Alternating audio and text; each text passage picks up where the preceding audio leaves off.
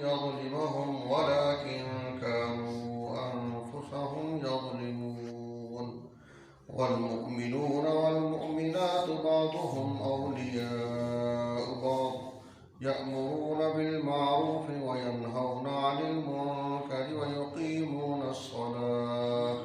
ويقيمون الصلاة ويؤتون الزكاة ويطيعون الله ورسوله أولئك سيرحمهم الله إن الله عزيز حكيم صدق الله العظيم. درود پاک اللهم صل على محمد وعلى آل محمد كما صليت على إبراهيم وعلى آل إبراهيم إنك حميد مجيد. اللهم بارك على محمد وعلى آل محمد كما باركت على إبراهيم وعلى آل إبراهيم إنك حميد مجيد. سورہ توبہ آیت نمبر 70 اور 71. پچھلی آیات مبارکہ میں اللہ تعالیٰ نے منافقین کی کچھ عادات، ان کے کردار کا ذکر کیا، پھر ان کا انجام آخرت میں کیا ہوگا اللہ پاک نے اس کو بیان فرمایا. یہاں بھی اللہ تعالیٰ ان کو پہلی قوموں کے واقعات یاد دلا رہے ہیں. کیا تمہیں ان لوگوں کے واقعات پہنچے نہیں ہیں کہ اللہ تعالیٰ نے ان کی کیسے گرفت کی، کیسے پکڑ کی؟ آج اگر تم ایسا کر رہے ہو تو کیا تم چھوٹ جاؤ گے، بچ جاؤ گے؟ ارشاد فرمایا الم یاتہم نبأ الذین من قبلہم، کیا نہیں آئی ان کے پاس ان لوگوں کی خبر جو ان سے پہلے گزرے ہیں. قوم نوح علیہ السلام کی قوم، مشہور واقعہ ہے. حضرت نوح علیہ السلام اپنی قوم کو دعوت دیتے رہے، جب نہ مانا تو پھر اللہ پاک کی طرف سے حکم ہوا، ساری زمین پانی ہو گئی، زمین کے نیچے اندر سے پانی نکلا، بارشیں برسی، پوری دنیا میں پانی پانی. صرف وہ لوگ بچے جو نوح علیہ السلام کے ساتھ کشتی میں سوار، باقی سب تباہ و برباد. تو قوم نوح علیہ السلام کی قوم کا واقعہ آپ کے سامنے نہیں ہے. جب انہوں نے اللہ تعالیٰ کی نافرمانی کی، پیغمبر کی نافرمانی کی، تو کیسے اللہ پاک نے ان کو پکڑا. مقصد کیا ہے کہ ان واقعات کو پڑھ کر، سن کر، سمجھ کر عبرت حاصل کرنی چاہیے. اللہ ہم سب کی حفاظت فرمائے. کہ ایسا انسان اب بھی ہو سکتا ہے، اللہ کی ذات اب بھی اسی طاقت اور قدرت کے ساتھ موجود ہے. وعاد، اور قوم عاد کا واقعہ نہیں سنا آپ لوگوں نے؟ اللہ تعالیٰ متنبع کر رہے ہیں. قوم عاد، ہود علیہ السلام پیغمبر تشریف لائے، جب نہ مانا تو اللہ تعالیٰ نے تیز ہوا چلائی. کہتے ہیں 7 دن اور 8 راتیں فل اندھیری، طوفان چل رہا ہے. ہمارے یہاں 10 منٹ کے لیے طوفان آ جائے تو کیا بندہ نقصان، اور جہاں 7 دن 8 راتیں مسلسل. کہتے ہیں کہ پھر کچھ نہ بچا، یہاں کا بندہ وہاں، وہاں کا یہاں، دنیا تباہ کرا. تو اللہ تعالیٰ فرما رہے ہیں ان کو پوچھو کیا قوم عاد کا واقعہ تم نے سنا نہیں؟ اللہ پاک نے کیسے ان کی گرفت کی، تو تم ایسی حرکتیں کیوں کر رہے ہو؟ پھر فرمایا قوم سمود و سمودا، اور قوم سمود کا واقعہ. حضرت صالح علیہ السلام اس قوم کی طرف اللہ پاک نے بھیجا. جب ان کو سمجھاتے رہے، نہیں مانا، اللہ پاک نے اس قوم پر زلزلے کا عذاب نازل کیا. زلزلہ، اور ادھر آسمان کی طرف سے چیخ جیسی آواز آئی. کہتے ہیں اتنی تیز آواز تھی کہ انسان، ان کے جگر پھٹ گئے، کلیجے پھٹ گئے، اور دنیا سونے کی سانی ختم. مقصد کیا ہے کہ اللہ تعالیٰ یہ بتا رہے ہیں کہ میرے پاس اب بھی ساری ٹیکنالوجی موجود ہے، اب بھی میرے پاس ہر چیز طاقت ہے. تو اس لیے اپنے اعمال پہ غور کرو، اپنے کردار پہ غور کرو. پھر فرمایا وقوم ابراہیم، اور ابراہیم علیہ السلام کی قوم کے حالات نہیں پہنچے ان کو. اللہ پاک نے کیسے ابراہیم علیہ السلام کی قوم کو تباہ کیا. لکھا ہے کہ ابراہیم علیہ السلام کے دور میں نمرود نے ایک بہت بڑا پلازا، آج کی بولی میں آپ یہ کہہ لیں پلازا ٹائپ بلڈنگ بنائی بہت بڑی، اور اس میں کمرے بنائے تھے مختلف قسم کے. یہ جی شراب پینے والوں کا ایریا ہے. یعنی آج کل یہ کہہ رہے ہیں کہ منزلیں، یہ منزل کے لیے شراب پینے والوں کی ہے، آگے یہ کن کا علاقہ ہے، یہ بے حیائی کرنے والوں، یہ جوا کھیلنے والوں کے لیے، یہ فلاں کام کرنے والوں کے لیے. یعنی جتنے بھی ان کی جو عیاشی کے کام تھے سارے اس میں کمرے بنا دیے، جگہ بنا دی. سب لوگ پھر اس میں آگے جن کو ہاتھ ہوتی ہے وہاں پہنچ گئے. جب وہاں پہنچے اپنے کاموں میں لگے ہوئے تھے، اسی وقت اللہ کا حکم آیا، بلڈنگ نیچے گری، سارے کے سارے ختم ہو. اللہ کے ہاں کیا مشکل ہے. آج ہمارے سامنے زلزلے آتے نہیں، ابھی پچھلے ہفتے تھوڑا سا ہلا تھا، ساری دنیا پریشان ہو کیا ہو گیا. اللہ تعالیٰ دکھاتے ہیں میرے یہاں تو کچھ نہیں ہے، میں تو کن فیکون. چلو تمہیں سمجھانا ہے کہ اللہ کے بندو اپنے آپ کو سمجھا دو. واصحاب مدین، اور مدین والوں کے حالات. مدین کہتے ہیں علاقے کا نام بھی ہے اور ایک قوم کا نام بھی ہے، جن کی طرف اللہ پاک نے حضرت شئیر علیہ السلام کو بھیجا تھا. تو مدین والوں کے حالات تمہارے پاس نہیں پہنچے، کیسے اللہ پاک کی طرف سے عذاب آیا، سارے کے سارے ختم ہو گئے. والمؤتفقات، اور وہ بستیاں جن کو اللہ تعالیٰ نے الٹا دیا. یہاں قوم لوط اور ان کے ساتھ دوسرے اس وقت کے جو لوگ تھے، پوری بستی ایسے فجعلنا عالیہا سافلہا، ہم نے ان کا اوپر نیچے کر دی. پھر آگے وامطرنا علیہا حجارہ، ہم نے اوپر سے پتھر بھی برسائے. تو اللہ تعالیٰ معاف فرمائے یہ سارے حالات تمہارے سامنے ہیں، تو تم ان کو پڑھتے نہیں ہو، سمجھتے نہیں ہو کیا ہو رہا ہے. اتتہم رسلہم بالبینات، آئے ان کے پاس ان کے پیغمبر واضح دلائل لے کر، نشانیاں لے کر. ایک لفظ ہے رسول، رسول واحد ہے، مفرد کا صیغہ ہے، لا الہ الا اللہ محمد رسول اللہ، یہ مفرد کا صیغہ واحد. ایک ہے رسل، اس کی جمع ہے، رسول کی جمع رسول. تو ان کے پاس ان کے پیغمبر آئے نشانیاں لے کر، واضح دلائل لے کر. فما كان الله ليظلمهم ولكن كانوا انفسهم يظلمون، نہیں ہے اللہ تعالیٰ کہ اللہ ان پہ ظلم کرے، لیکن یہ خود اپنے آپ پہ ظلم کرنے لگے. اللہ تعالیٰ ان پہ ظلم نہیں کرتا، اللہ کسی پہ ظلم نہیں کرتا. ان اللہ لا یظلم مثقال ذرہ، اللہ تعالیٰ ذرہ برابر ظلم نہیں کرتا. اللہ تو رحمان ہے، رحیم ہے، کریم ہے، رحمت بھری ہوئی ہے. 100 سال تک بندہ کفر کرتا ہے، اللہ کو مانتا ہی نہیں، اللہ اس کو دے رہا ہے، سب کچھ دے رہا ہے. 100 سال کے بعد وہ کہے لا الہ الا اللہ محمد الرسول اللہ، اللہ کی رحمت دیکھو، اللہ اس کو 100 سال کے گناہ معاف کر دیتا ہے. یعنی وہ تو اتنا رحمان و رحیم ذات ہے. تو اللہ تعالیٰ کسی پہ ظلم نہیں کرتا، یہ لوگ خود اپنے آپ پہ ظلم کر رہے ہیں. فرمایا والمؤمنون والمؤمنات، اب اللہ پاک ایمان والوں کی کچھ صفات بیان کرتے ہیں. ایمان والے مرد، والمؤمنات، اور ایمان والی عورتیں، ان کے کیا کام ہیں؟ بعضهم اولیاء بعض، سب سے پہلے یہ آپس میں ایک دوسرے کے دوست ہیں. اللہ ہم سب کی اصلاح فرما دے کہ مومن مومن کا دوست ہے. یہ نہیں کہ مومن مومن کے کمر میں پیچھے سے چھرا گھومتا ہے، جو آج کل حالات بنے ہوئے ہیں.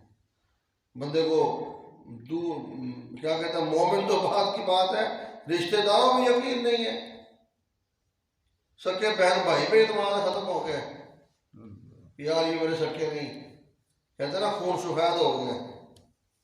تو اللہ معاف فرمائے مومن، ان کو اللہ کہتا ہے یہ ایک دوسرے کے دوست ہیں، رشتہ دار تو اس سے بڑھ کے ہیں. اس لیے ایسا نہیں ہے، انسان اگر کسی کو فائدہ نہیں دے سکتا تو کم از کم آخری درجہ یہ ہے کسی کا نقصان بھی نہ کرے، بے ضرر ہو کے رہے. کل جب انسان کہیں چلا جائے، لوگ دیکھیں یار بس اس بندے نے کسی کو نقصان نہیں دیا، یار اپنی زندگی میں تھا، مگن تھا بس. تو فرمایا مومن ایمان والے مرد اور ایمان والی عورتیں، بعضهم اولیاء بعض، یہ ایک دوسرے کے دوست ہیں، بعض بعض کے دوست ہیں. یامرون بالمعروف، اللہ پاک کہہ رہے ہیں یہ کیا کرتے ہیں؟ نیکی کا حکم دیتے ہیں، وینہون عن المنکر، اور برائی سے منع کرتے ہیں۔ اس پہ غور کرنا چاہیے، یہ صرف مردوں کا نہیں کہا جا رہا، عورتوں بھی ساتھ ہیں۔ نیکی کا حکم دینا صرف مولوی کا کام نہیں ہے، یہ ہر مومن کا کام ہے کہ ہر مومن اپنے اندر اتنی صلاحیت پیدا کرے کہ میں نے کسی کو دین کی بات بتانی ہے، مرد بھی عورتیں بھی۔ آج ہم ایسا نہیں کرتے، ہماری عورتوں کو کہیں کسی کو دعوت کا کام دیں کہ ان کو سمجھائے، سوال ہی پیدا نہیں ہوتا۔ حالانکہ ان کو کہنا چاہیے کہ اپنی جو سہیلیاں ہیں، رشتہ دار عورتیں ہیں، ان کو دین کی بات سمجھائے، لیکن وہ کب سمجھائیں گے؟ خود آئے گا تو وہ سمجھائیں گے، جب ان کو خود کچھ نہیں ہوگا کسی کو کیا سمجھائیں بیچاریاں؟ ایسا نہیں، مومنوں کا یہ کام ہے، مردوں کا بھی عورتوں کا بھی، نیکی کا حکم دیتے ہیں اور برائی سے منع کرتے ہیں۔ وَيُقِيمُونَ الصَّلَاةَ، اور نماز قائم کرتے ہیں، مرد بھی عورتیں بھی، دونوں نماز کا خیال کرتے ہیں، اولاد کی نماز کا خیال ہے، خود پڑھتے ہیں۔ وَيُؤْتُونَ الزَّكَاةَ، اور مومن کیا کرتے ہیں؟ زکوٰۃ ادا کرتے ہیں۔ یہ اللہ تعالیٰ مومنوں کی صفات بیان کر رہا ہے، مومن یہ کرتے ہیں، جو یہ کام کر رہے ہیں وہ تو الحمدللہ کہیں گے، یا اللہ تیرا شکر ہے۔ جو نہیں کر رہے ان کو اپنے بارے میں سوچنا چاہیے، ہم کیا کر رہے ہیں، ہم کیا نام کے مسلمان ہیں۔ تو مومن کیا ہے؟ زکوٰۃ ادا کرتے ہیں۔ مسئلہ سمجھ لیں، زکوٰۃ ادا کرنے میں آج لوگ غلط فہمی کا شکار ہیں، صرف خامد زکوٰۃ، بیوی اور بیوی کے پاس ہے ہی کچھ نہیں، بس بیوی کے پاس ہے ہی کچھ نہیں۔ یاد رکھیں، شریعت نے بیوی کی الگ ملکیت شمار کی ہے اور خامد کی الگ ملکیت شمار کی ہے۔ بیوی جو جہیز کا سامان گھر لے کے آتی ہے، نہ وہ خامد کا ہوتا ہے نہ خامد کے ماں باپ کا ہوتا ہے، وہ بیوی کا ہے۔ خامد اس کا کوئی سامان بغیر پوچھے بیچ کے دیکھے والا نام ہی لے کہ میں نے بیڈ بیچنا ہے، سنو تو ہوتا کیا کچھ ہے بنا، اس کا مطلب تو خامد کا نہیں ہے، اس کی بیوی کا ہے۔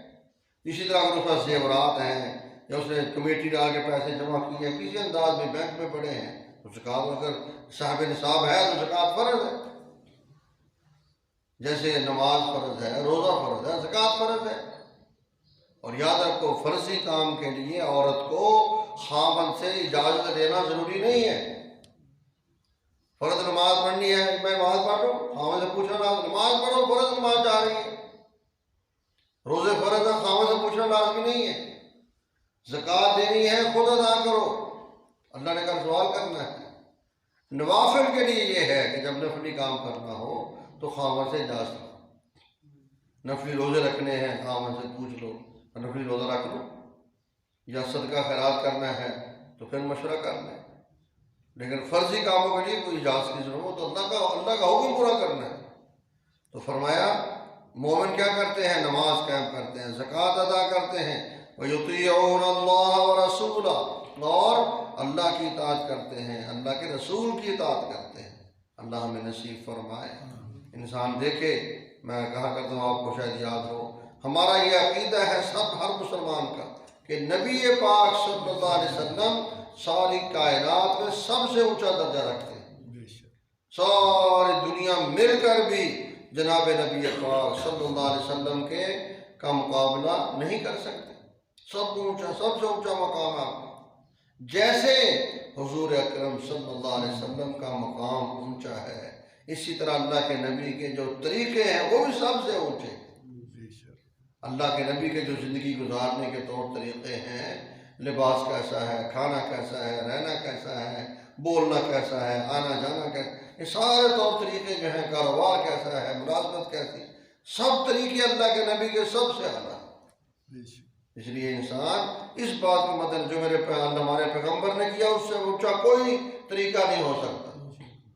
اگر پیغمبر شادی کو سادی بنا کے کر سکتے ہیں، ہم کیوں نہیں کر سکتے؟ پیغمبر شادی کرے، کسی کو خبر نہیں ہے، 5-6 صحابہ کو بلا کر، حضرت فاطمہ الزہرا کی شادی رضی اللہ تعالیٰ، 4-5 صحابہ کو پتہ ہے صرف شادی ہو رہی، بیٹی کی شادی ہو رہی ہے، اور بیٹی بھی وہ سیدۃ نساء اہل الجنہ، جو جنتی عورتوں کی سردار ہے۔ ہماری بیٹیاں کوئی آسمان سے نازل ہوئی ہیں کہ پورے کیا کہتے ہیں محلے کا جینا حرام کر دیتے ہیں۔ اتنی آتش بازی ہوتی ہے، اللہ معاف فرمائے، کہ بندہ کان پکڑ کے بیٹھ جاتے کہاں جائے یار، کس علاقے میں جائے۔ اور اگر کہیں گھر کے بعد پارک ہو یا شادی حال ہو پھر اللہ ہی پناہ، تو غلط ہے۔ وَيُطِيعُونَ اللَّهَ وَرَسُولَهُ، مومن اللہ کی اطاعت کرتے ہیں، اللہ کے رسول کی اطاعت کرتے ہیں، مرد بھی عورتیں بھی۔ اولئک، سنو، اللہ تعالیٰ کی طرف سے تمغہ مل رہا ہے، انعام مل رہا ہے، سند، اولئک سیرحمہم اللہ، فرمایا جو یہ کام کریں گے اللہ کہتا ہے میں ان پہ اپنی رحمت کروں گا۔ سبحان، یہ کام تم کرو اور میری رحمت کے حقدار بن جاؤ، میں ان پہ رحم کروں گا۔ ان اللہ عزیز حکیم، بے شک اللہ غالب ہے، حکمت والا ہے۔ کتنے سادے سے احکامات ہیں، کوئی اس میں ایسی بات نہیں جو انسان کو سمجھنا ہے۔ امر بالمعروف، نہی عن المنکر، نماز قائم کرنا، زکوٰۃ دینا، اللہ کے نبی کی اطاعت کرنا۔ اللہ تعالیٰ سے دعا ہے اللہ تعالیٰ ہم سب کو یہ سارے اعمال احسن طریقے سے کرنے کی توفیق عطا فرمائے۔ الحمدللہ رب العالمین، والصلاة والسلام علی سید المرسلین۔ ربنا آتنا فی الدنیا حسنہ وفی الآخرۃ حسنہ وقنا عذاب النار۔ یا اللہ ہمارے حال پہ رحم فرما، اے اللہ ہم سب کو صحیح معنوں میں مسلمان مومن بن کر زندگی گزارنے کی توفیق عطا فرما۔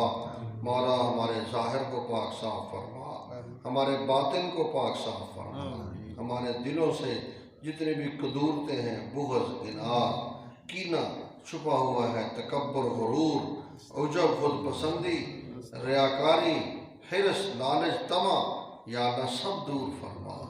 اے اللہ پاک جیسے ہم اپنے ظاہر کی فکر کرتے ہیں صاف ستھرا رکھنے کی، ہمیں اپنے باطن کی بھی فکر عطا فرما۔